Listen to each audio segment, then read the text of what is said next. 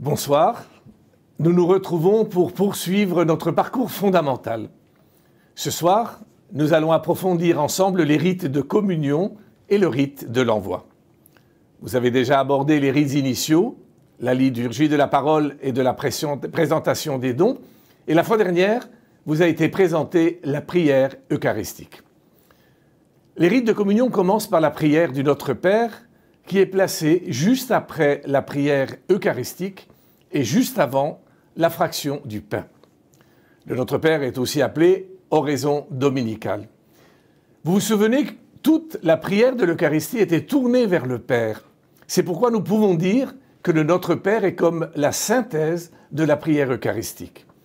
En entendant le Sanctus, toute la communauté s'adressait au même Père en entrant dans le mouvement de la prière eucharistique. Elle y est déjà entrée, et à présent, avec le Notre Père, elle va aller plus avant. Cette prière du Notre Père a été donnée par Jésus aux apôtres, qui, le voyant prier souvent à l'écart, voulaient apprendre eux aussi à prier comme lui.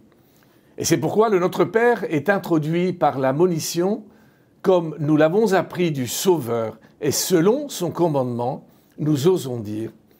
Mais il y a également une deuxième formule qui sert aussi à introduire le Notre Père. Unis dans le même esprit, nous pouvons dire avec confiance la prière reçue du Sauveur.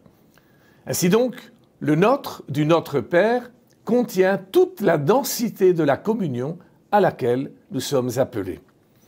C'est tout d'abord une communion personnelle avec le Christ, puisque c'est lui qui nous a enseigné à dire « Notre Père ». Mais c'est aussi une communion les uns avec les autres, car nous sommes rassemblés en son nom. Et enfin, c'est une communion avec tous les chrétiens appelés à la vie d'enfants de Dieu. Le Notre Père est à la fois la synthèse de toute la prière chrétienne, mais il est aussi une synthèse de l'action eucharistique. Quelle est la structure du Notre Père? Eh bien, il commence par 3 premières demandes. Que ton nom soit sanctifié, que ton règne vienne, que ta volonté soit faite sur la terre comme au ciel. Eh bien, ces 3 demandes constituent une sorte de doxologie. On retrouve le nom du Père, le règne du Fils et la volonté de Dieu en nous par son Esprit. C'est en fait une autre manière de dire gloire au Père et au Fils et au Saint-Esprit, et de rebondir sur la doxologie de la prière eucharistique, le par lui, avec lui et en lui, à toi Dieu le Père Tout-Puissant, dans l'unité du Saint-Esprit. Nous disons vouloir nous mettre à l'écoute de la volonté du Père, que ta volonté soit faite. En effet, nous avons écouté sa parole, nous avons fait mémoire du Christ dont la nourriture est de faire la volonté du Père. Il se donne lui-même en nourriture pour que nous aussi, nous trouvions notre nourriture dans l'accomplissement de la volonté du Père. Et nous vivons de l'Eucharistie pour aimer et pour mettre en œuvre le commandement que le Christ nous a donné de la part du Père. Aimez-vous les uns les autres comme je vous ai aimés. Puis nous disons, donne-nous aujourd'hui notre pain de ce jour.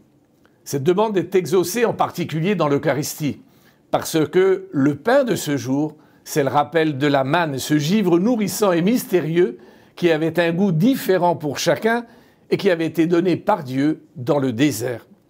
Chacun ne devait récolter que ce dont il avait besoin pour le jour même, sans chercher à faire des réserves de nourriture, mais pour recevoir chaque jour la nourriture que Dieu, dans sa fidélité, ne cesse de nous donner.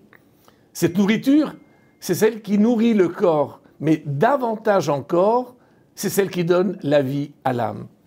Chaque jour, le Seigneur nous donne la force spirituelle dont nous avons besoin pour accomplir sa volonté.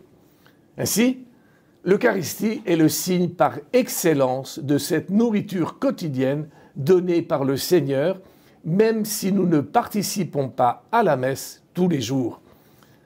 Le pain de l'Eucharistie, le corps du Christ, c'est le pain par excellence que nous demandons dans le Notre Père. Vient ensuite la demande de pardon de nos péchés. Le sacrifice eucharistique est célébré pour la rémission de nos péchés. Nous sommes purifiés de notre péché tout au début de la liturgie, dans la préparation pénitentielle, mais tout l'acte eucharistique nous est donné pour que l'œuvre du salut se poursuive et s'approfondisse en nous. Puis vient la demande de ne pas entrer en tentation et d'être délivré du mal.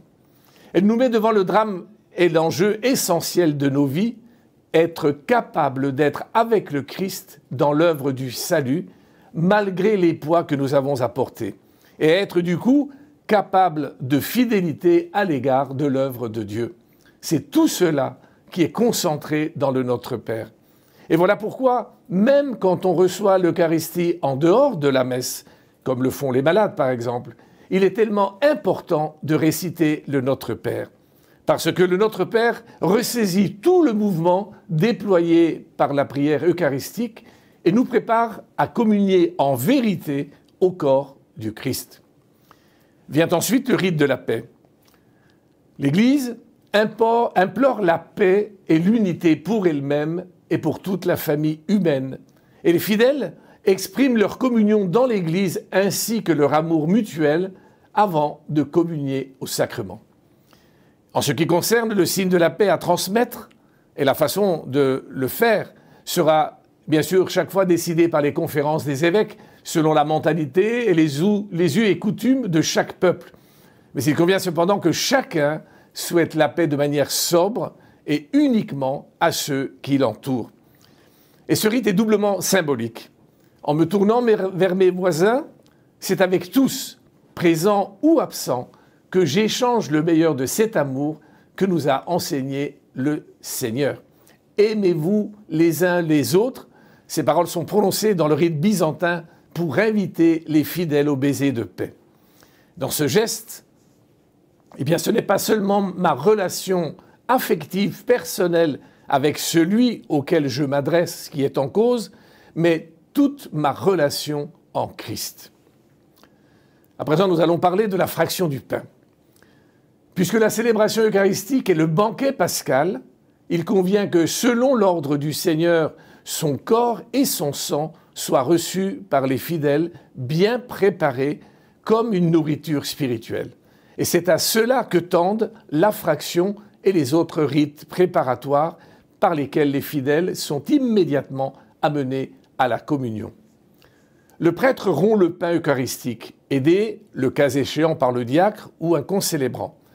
Le geste de la fraction, accompli par le Christ à la dernière scène et qui a donné son nom à toute l'action eucharistique durant l'âge apostolique, signifie que les multiples fidèles, dans la communion à l'unique pain de vie qui est le Christ, mort et ressuscité pour le salut du monde, deviennent un seul corps, comme nous le rappelle saint Paul dans son épître, la première aux Corinthiens. La fraction commence après le rite de la paix et se fait avec le respect qui s'impose, en évitant de le prolonger sans nécessité ou de lui donner trop d'importance. Ce rite, eh bien, il est réservé aux prêtres et aux diacres. Le prêtre rompt le pain et met dans le calice une parcelle de l'hostie pour signifier l'unité du corps et du sang du Seigneur dans l'œuvre du salut, c'est-à-dire le corps du Christ Jésus vivant et glorieux. Ensuite, la vocation de l'Agnus Dei, donc l'agneau de Dieu, est ordinairement chantée par la chorale ou le chantre, et le peuple y répond, ou bien elle est dite simplement à haute voix. Cette invocation accompagne la fraction du pain et peut être répétée autant de fois qu'il est nécessaire, en fonction des assemblées qui peuvent être nombreuses, jusqu'à ce que le rite soit achevé. Et la dernière fois, elle est conclue par les mots « Dona nobis pacem », c'est-à-dire « Donne-nous la paix ». Puis vient l'invitation au festin. Comme en écho à la parabole des noces du fils du roi, tout est prêt, venez. Eh bien, en reprenant la béatitude de l'Apocalypse, le prêtre dit « Heureux les invités au festin des noces de l'agneau ». Et le prêtre montre aux fidèles le pain eucharistique qu'ils vont recevoir en communion et les invite au banquet du Christ. Voici l'agneau de Dieu qui enlève le péché du monde. Et en même temps que les fidèles, il fait un acte d'humilité en reprenant les paroles évangéliques dites par le centurion romain qui implorait la guérison de son serviteur malade. « Seigneur, je ne suis pas digne de te recevoir, mais dis seulement une parole et je serai guéri. » Vient enfin la communion. Et nous le savons, les fruits de la communion au corps du Christ ressuscité sont immenses. Elle est nourriture, elle nous sépare du péché, elle allume le feu de la charité en nous et elle réalise l'unité de l'Église, comme nous le dit le catéchisme de l'Église catholique. Ainsi, communion avec conscience du don qui nous est fait, des exigences de conversion qu'il suppose, en gardant présent à l'esprit que l'Eucharistie n'est pas une récompense, mais un moyen de guérison et de sanctification. Il est possible de communier dans la bouche ou dans la main. Il y a d'ailleurs un très beau texte de Cyril de Jérusalem du IVe siècle sur la manière de recevoir la communion. Lorsque tu t'avances pour la communion, ne t'approche pas les mains grandes ouvertes, ni les doigts écartés, mais fais de ta main gauche un trône pour ta main droite, puisque celle-ci doit recevoir le roi, et dans le creux de ta main, reçois le corps du Christ en disant « Amen ». Il est compréhensible que la coupe ne soit pas offerte à toutes les messes, mais comme nous le rappelle donc la présentation générale du missel romain, il serait bon que de temps à autre, on puisse y prendre part. Mais il est vrai aussi que beaucoup de réticences sont mises en avant, surtout dans des temps de contagion comme ceux que nous connaissons en ce moment. Quand la communion est achevée, il faudra veiller à laisser un temps de silence vrai et total de toute l'Assemblée. Dans l'esprit de la liturgie, le pape émérite Joseph Ratzinger écrit « Ô Dieu qui s'adresse à nous, nous répondons par le chant ou la prière. Mais le grand mystère qui dépasse toute parole nous appelle au silence. Et le silence, à l'évidence, fait aussi partie de la liturgie. Et il faut que ce silence soit plein. Un silence qui n'est pas une pause où 1000 pensées nous assaillent, mais un recueillement qui nous apporte la paix intérieure, qui nous laisse respirer et découvrir l'essentiel.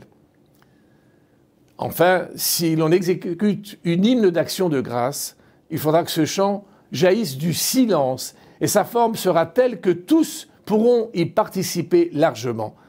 Ce chant pourra alors devenir un des plus communautaires et significatifs de toute la messe. Vient ensuite le rite de la conclusion. Il y a un seul rite de conclusion, mais qui est composé de plusieurs éléments. On le sait, un rite, c'est un itinéraire qui, ici, prend l'Assemblée dans une dernière démarche de prière, la bénédiction, pour la conduire à la dispersion par l'envoi. La présentation générale du missel romain précise qu'une fois achevée, la prière après la communion, on fera, si c'est utile, de brèves annonces au peuple. Ces annonces ne sont pas systématiques, mais elles sont dans l'esprit du rite d'envoi. Elles permettent de faire participer les fidèles à la vie de la paroisse et du diocèse en les sensibilisant à ce qui s'y vit et aussi en suscitant peut-être parfois leur participation à la vie de la paroisse ou du diocèse. Et le renvoi commence par le salut du prêtre, puis de la bénédiction du peuple, qui à certaines occasions peut être plus développé et être parfois plus solennel. C'est le renvoi des fidèles qui clôt la célébration. Allez dans la paix du Christ, qui est dit par le prêtre ou le diacre quand il est présent. Ce n'est pas allons qui est dit, mais allez, car ce n'est pas en son nom que le célébrant parle. Il parle au nom du Seigneur qu'il représente sacramentalement et qui fut le véritable président de la célébration qui s'achève. C'est le Seigneur qui renvoie l'Assemblée et c'est pourquoi le président dit « Allez ».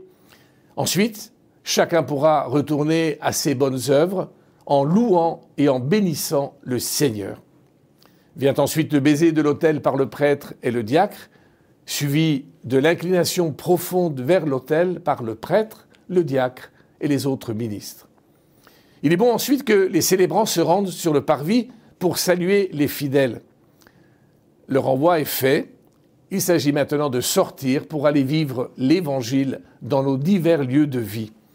Et c'est la communion qui nous a permis d'être pleinement en prise avec la vie quotidienne. Nous avons dit notre Père en frère, nous avons échangé la paix du Christ, nous avons communié au corps du Christ, et puis nous sommes envoyés en mission pour être des témoins du royaume de Dieu. Nous avons reçu le corps du Christ pour devenir à notre tour le corps du Christ et pour travailler à la transformation du monde. C'est cela l'envoi, travailler à la transformation du monde en étant par nos vies des signes pour le monde. Mais pour être signe de ce monde, nous devons avoir conscience que notre vie nous a été donnée par Dieu pour que nous la partagions. Et la première mission sera donc d'accueillir le don que Dieu nous fait d'être au service de son œuvre. Notre vie est faite pour être offerte, comme celle du Christ, par lui, avec lui et en lui. Ensuite, notre mission, c'est d'être témoin de la foi, de l'espérance et de la charité. Témoin de la foi en partageant la bonne nouvelle du salut, témoin de l'espérance dans un monde fait de joie, de peine, mais aussi de complications, de difficultés, et enfin témoin de la charité en nous aimant les uns les autres comme le Christ nous a aimés. Ce témoignage est bien sûr différent pour chacun de nous, en fonction de notre état de vie, du lieu ou des circonstances où nous sommes engagés. Quand on est marié, par exemple, il passe par la vie conjugale qui est relancée par chaque Eucharistie, les époux recevant du Christ le don de se donner l'un à l'autre, mais il passe aussi par la vie familiale ou amicale, la vie professionnelle, la vie ecclésiale, le service des plus pauvres. On le voit, il y a de nombreuses manières d'être témoin de la foi, de l'espérance et de la charité. Mais ce qui est décisif, c'est de recevoir l'appel à ce témoignage du Christ et de le vivre en communion avec lui dans la force de l'Esprit. Lors de la dernière conférence, il vous a été rappelé la constitution dogmatique Lumen Gentium de Vatican II qui précise que l'Eucharistie est source et sommet de toute la vie chrétienne.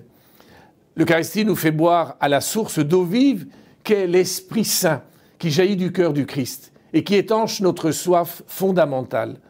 L'eau que je lui donnerai deviendra en lui une source jaillissante en vie éternelle, dit Jésus à la Samaritaine.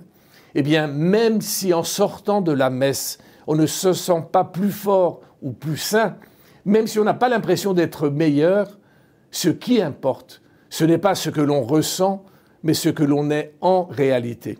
Car ce qui transforme nos cœurs et nos vies, ce n'est pas d'abord nos efforts, ni ce que nous ressentons, mais c'est le fait de prendre au sérieux l'amour du Christ pour nous, sa grâce. Et ce qui nous permet d'aller plus loin dans la foi, dans l'espérance et dans l'amour. Participer vraiment à l'Eucharistie, c'est entrer dans une transformation de notre être qui est comparable à la transformation du pain et du vin. Et au-delà de ce que nous pouvons percevoir, cela porte du fruit pour le royaume de Dieu. Rappelons-nous qu'après sa résurrection, le Christ a envoyé les disciples en mission. Allez dans le monde entier, proclamer l'Évangile à toute la création, comme il nous le rappelle donc l'Évangile de Saint Marc.